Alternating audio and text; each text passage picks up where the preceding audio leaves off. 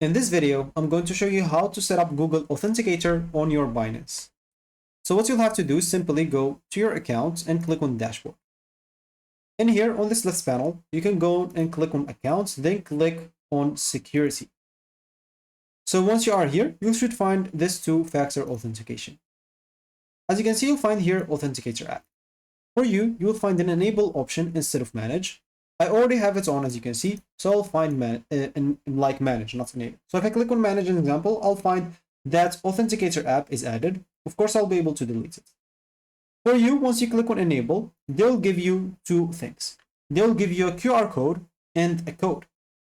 You can, on your Google Authenticator, you can go and click on the plus button. In the Google Authenticator, you'll have two options, whether if you want to scan a QR code or enter a setup key. Choose whatever suits you. Of course, scanning the QR code is the easiest because you will scan a QR code and it will be set up. They'll give you an example of code that you'll have to enter here in your Binance account, and then you should be good to go. You'll find it's on like me in here, and you'll be able to click on manage and delete it whenever you want.